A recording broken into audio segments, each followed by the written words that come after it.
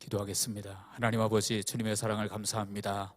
귀한 날 귀한 곳에 와서 하나님을 예배할 수 있도록 저희들을 불러주신 것을 감사합니다. 성령 하나님, 이 자리에 나오신 주의 백성들에게 저들을 위해서 예비하신 은혜로 부어주심으로 우리가 성령 충만하게 하시고 세상을 이길 힘을 얻게 하시고 우리 마음에 천국의 기쁨을 누리기에 부족함이 없도록 성령께서 역사하여 주옵소서. 이제 믿음으로 예물 드렸습니다. 하나님, 예물 드리는 손길들마다 하나님께서 복과 은혜를 주셔서 저들의 삶이 언제나 풍성하게 하시고 기쁨과 은혜가 넘치게 하시며 하나님의 은혜 가운데 날마다 승리의 삶을 세상 가운데 살아갈 수 있도록 성령께서 역사하여 주옵소서. 이 시간 주의 말씀을 듣고자 합니다. 주께서 함께 해주셔서 하나님의 진리의 말씀만이 바르게 선포되어지게 하시고 우리가 말씀을 듣고 은혜 받고 힘을 얻고 하나님의 뜻을 이루어갈 수 있도록 성령께서 역사하여 주옵소서. 감사드리며 예수님의 이름으로 기도했습니다. 아멘. 할렐루야. 우리 인사 한번 하시고 시작하겠습니다. 하나님 이곳에 함께 계십니다. 이렇게 인사하시기 바랍니다. 하나님이 함께 하시는 것을 믿으시죠? 하나님은 언제나 우리와 함께 계시는 줄로 믿습니다. 그래서 오늘 말씀도 임마누엘로 승부하라. 임마누엘이 뭔지 아시죠? 무슨 뜻인지? 하나님이 우리와 함께 하신다. 이것이 임마누엘입니다. 그래서 하나님께서 임마누엘, 즉 우리와 저와 여러분들 모두와 한 분도 빠짐없이 또 언제나 함께 하시는 하나님이심을 믿으시기를 바랍니다. 오늘 본문에 있는 요셉이 요셉의 생애를 한마디로 말한다면 하나님의 은혜를 하나님이 함께 하시는 은혜를 누렸던 사람이다. 이렇게 한마디로 정의할 수 있을 것 같습니다. 그래서 요셉은 모든 상황 가운데서 하나님이 함께 하시는 그러한 은혜를 누리며 살았던 사람이 바로 요셉이었습니다. 그래서 오늘 본문에도 우리가 지난주에도 살펴보긴 했지만 조금 더 오늘 구체적으로 살펴보려고 하는 것이 무엇이냐 하면 요셉이 이제 그 보디발의 아내의 그 유혹을 받죠. 유혹을 받지만 그 유혹을 이겨내고 죄를 짓지 않습니다. 죄를 짓지 않았는데 오히려 누명을 쓰고 감옥에 갇히게 되어지죠. 그런데 그 가운데서도 하나님께서 함께해 주셔서 모든 상황 가운데 하나님이 함께 하시는 은혜를 누렸던 요셉의 모습이 오늘 본문에 잘 드러나 있습니다. 그래서 본문을 통해서 이제 우리에게 주시는 그 하나님의 말씀을, 메시지를 두 가지로 한번 살펴보려고 합니다.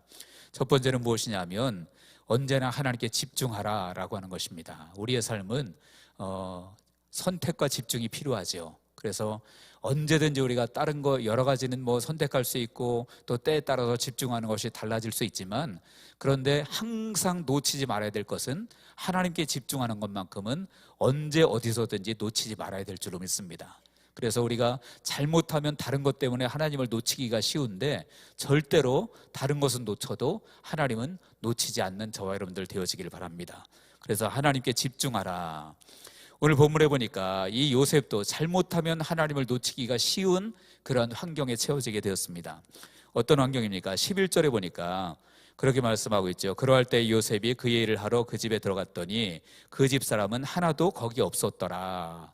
자, 보디발의 집에 들어갔는데 아무도 없었고 그곳에 있는 사람은 딱 두 사람입니다. 누굽니까? 요셉과 보디발의 아내, 그 두 사람이죠. 자, 보디발의 아내는 그전부터 계속해서 요셉을 보고 이제 유혹을 하고 동침하자고 유혹을 하고 그랬던 여인이 바로 보디발의 아내였는데 그런데 지금 딱 그 집에 들어갔더니 아무도 없고 그 여인과 둘만 있게 되어진 것입니다. 다시 말하면 죄를 짓기 위한 최적의 조건이 마련되어진 거죠. 죄를 짓기 좋은, 딱 좋은 그런 환경에 그가 처해지게 되었다는 거예요.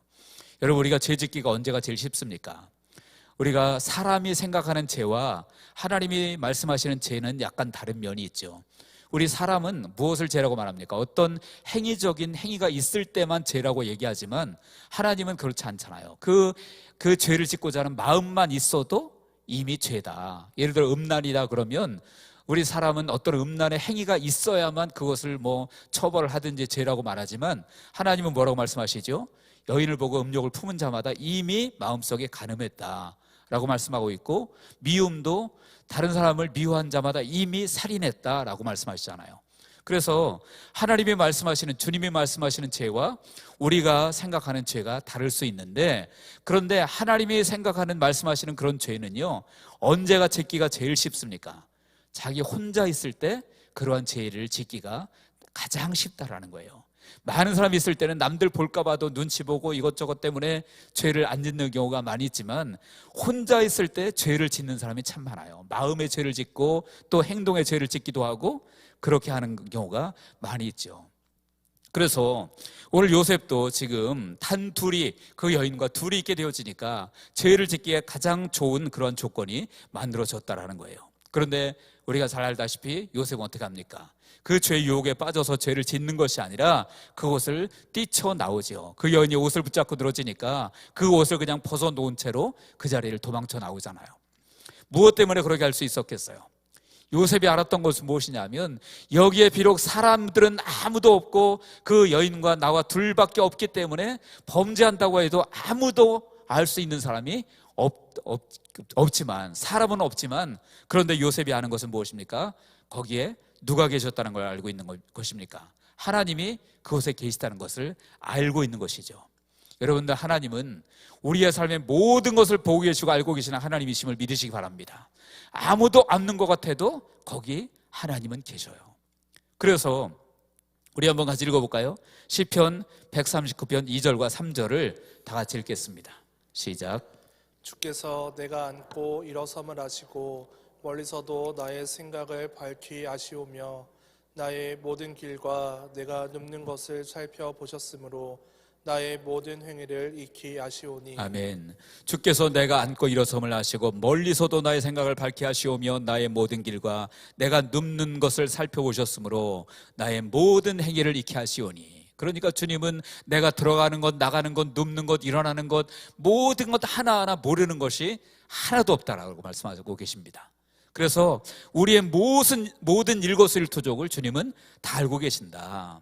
그렇기 때문에 여러분들, 우리가 시편 1편에 보면 복 있는 사람에 대해서 나오잖아요. 바로 죄의 유혹이 있을 때 그 사람이 복 있는 사람인지 아니면 복이 없는 사람인지가 분명히 드러난다고 하는 사실이죠. 시편 1편 1절에 뭐라고 했어요? 복 있는 사람은 악인들의 꾀를 따르지 아니하며 죄인들의 길에 서지 아니하며 오만한 자들의 자리에 앉지 아니하고 오직 여호와의 율법을 즐거워하여 그의 율법을 주야로 묵상하는도다. 바로 요셉이 복 있는 사람이었잖아요.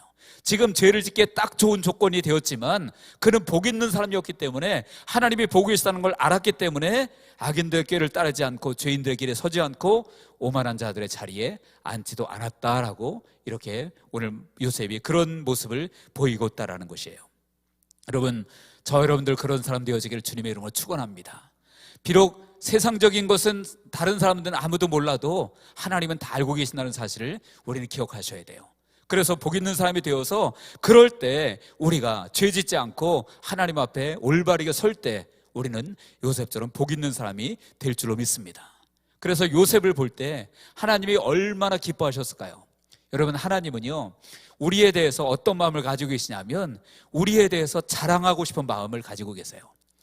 여러분, 부모도 그렇잖아요. 자식 자랑하고 싶은 마음이 있어요, 없어요? 자식 자랑하고 싶은 마음이, 우리 여자분들 뭐 혹시 동창회 가시면 다 아들 자랑, 딸 자랑 그거 하시죠. 또 할머니, 할아버지들은 손주 나오면 어떻게 해요? 그 손주 자랑하고 싶어서 휴대폰부터 싹 바뀌잖아요. 그 뭐 카톡에 보면 가끔 우리 성도들 제가 카톡을 이렇게 볼 때가 있어요.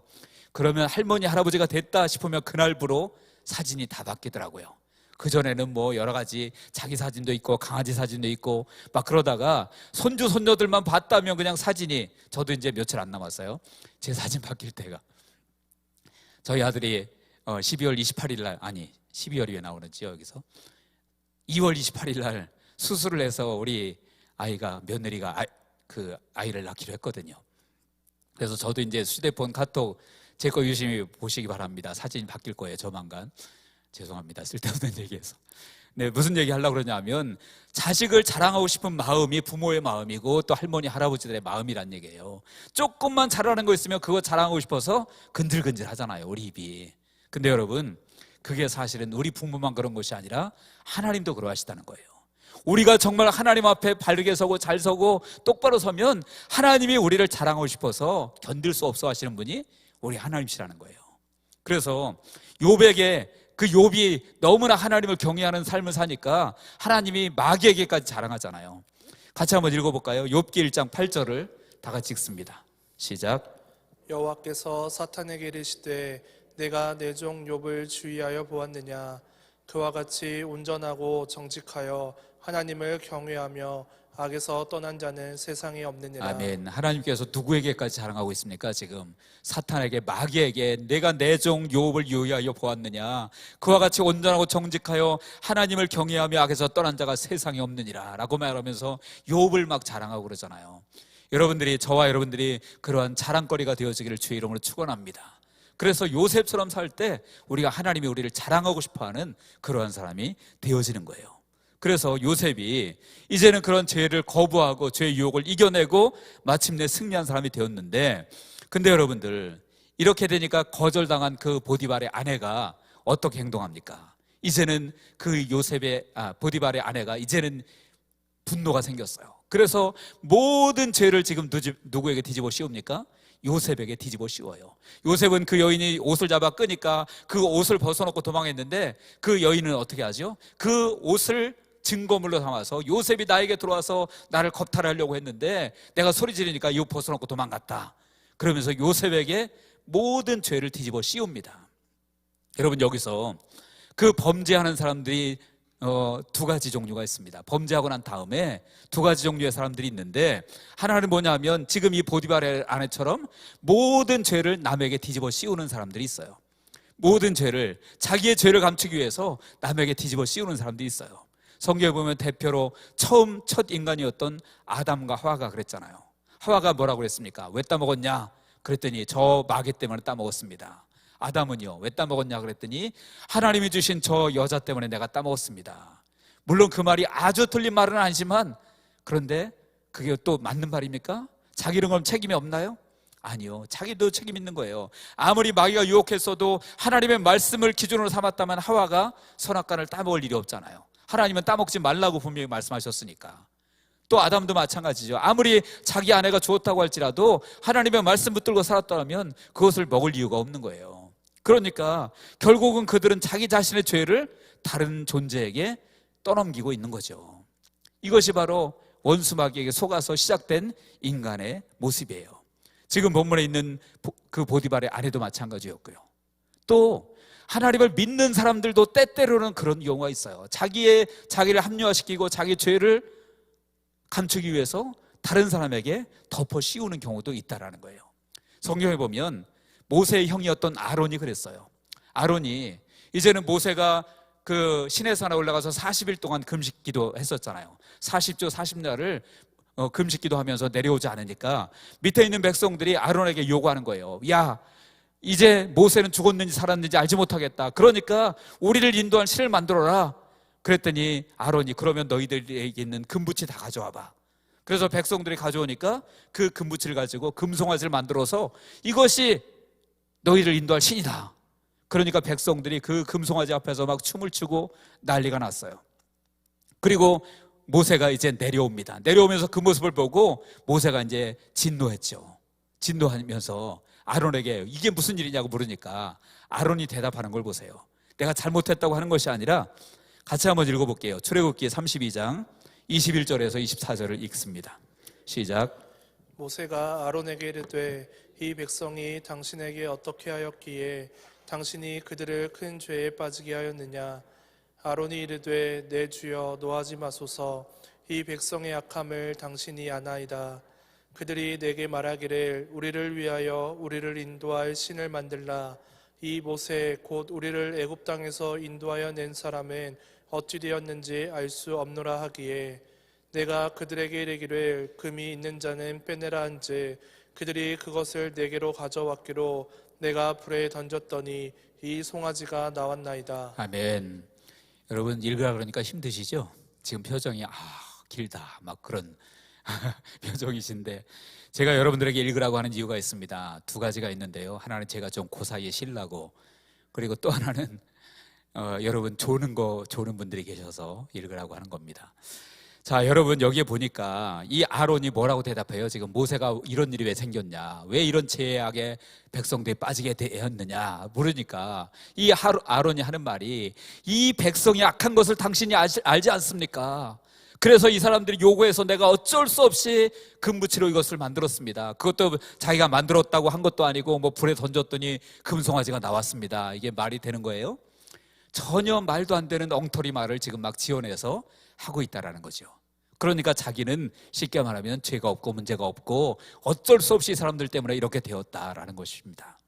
그래서 이 사람들이 뭐예요? 다 죄에 대해서 책임을 인정하지 않고 다른 사람에게 뒤집어 씌우는 거죠. 여러분, 죄를 짓고 이러한 사람이 되면 하나님 앞에 답이 없는 줄로 믿습니다.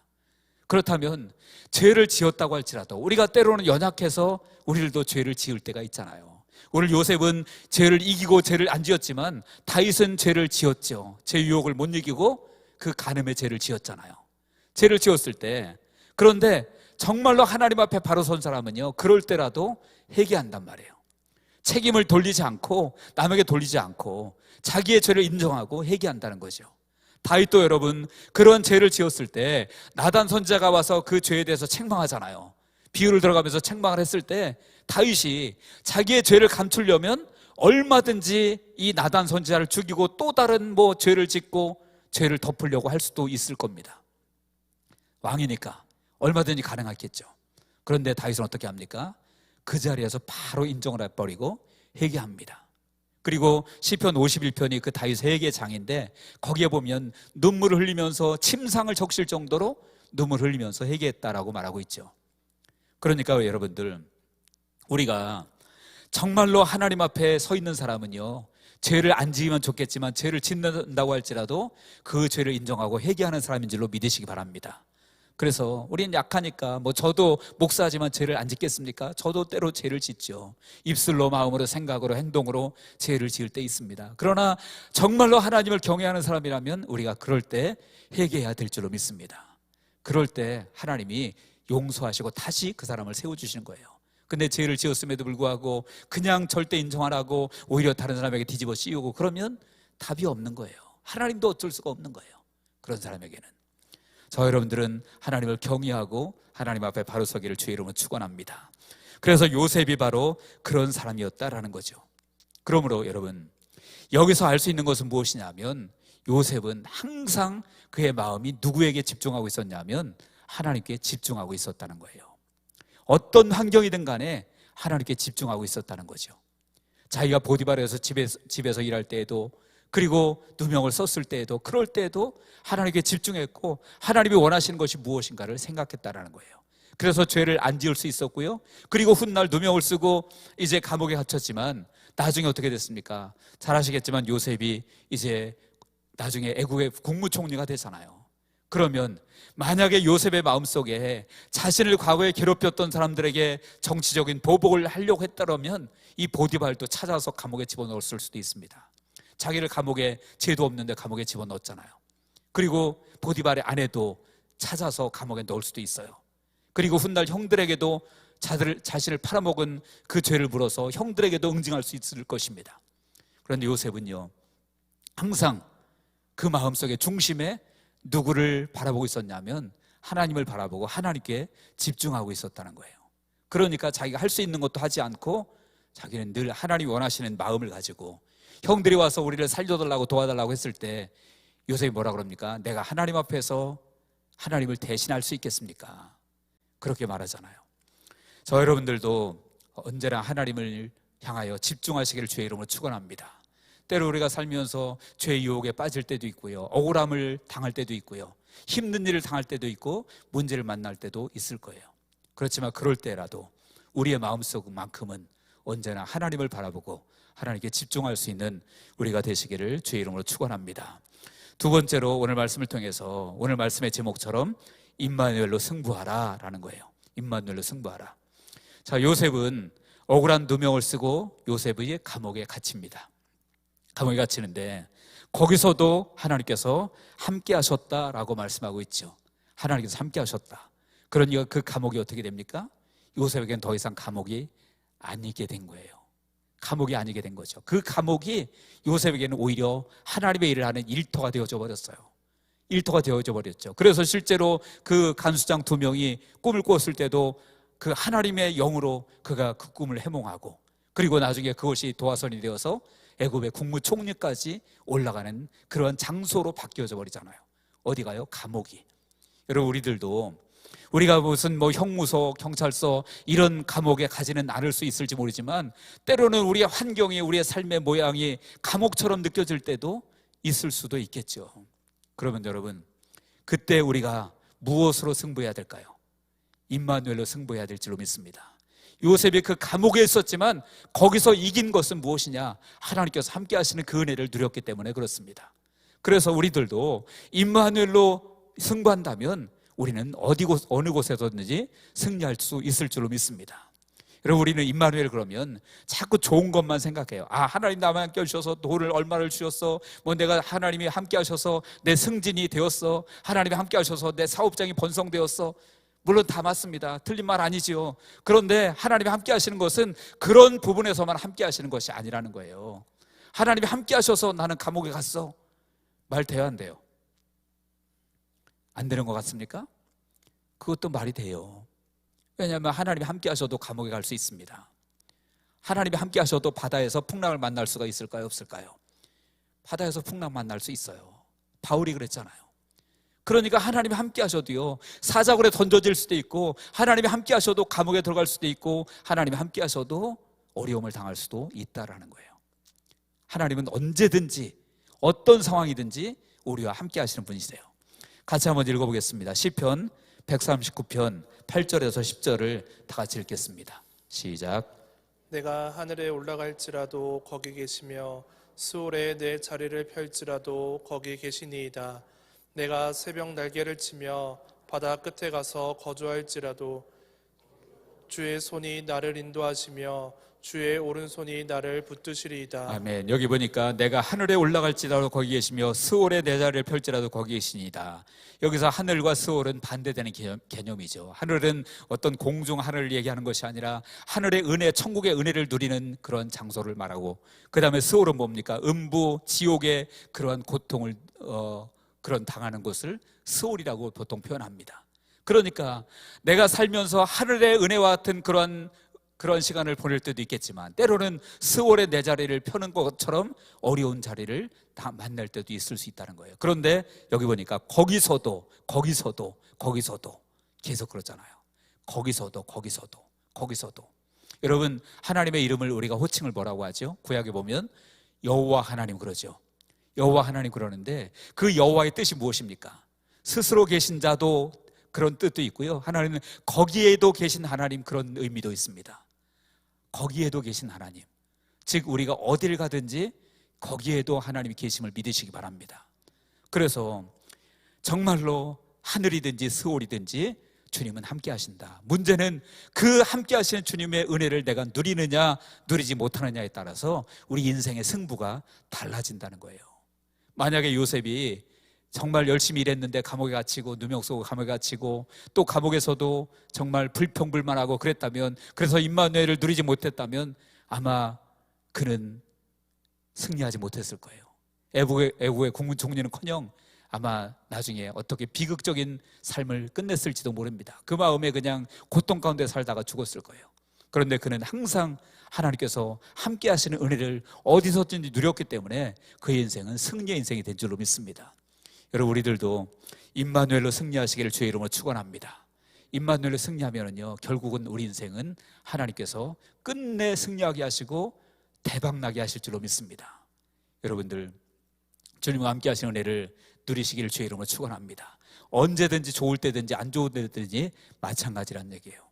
그래서 오늘 말씀을 통해서 우리에게 주시는 것은 무엇이냐면, 결국은 요셉은요, 범사에 하나님을 인정했고, 범사에 하나님께 집중했고, 범사에 하나님의 임마누엘의 은혜를 누리는 사람이 되었다는 거예요.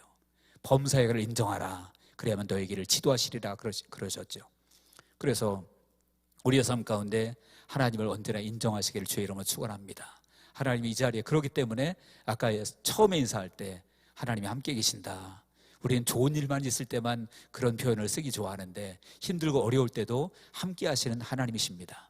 그래서 그 하나님과 함께 동행하면서 믿음으로 승리하고, 우리 예배 전에 그 찬양했잖아요. 주님과 동행하면 그 어디나 하늘나라라고. 그래서 우리가 주님과 동행해서 어디든지, 내가 있는 장소가 설령 감옥이라고 해도 그곳이 하나님의 하늘나라가 되어지는 은혜를 누리는 우리 모두가 되시기를 주님의 이름으로 간절히 축원합니다. 기도하겠습니다. 하나님 아버지,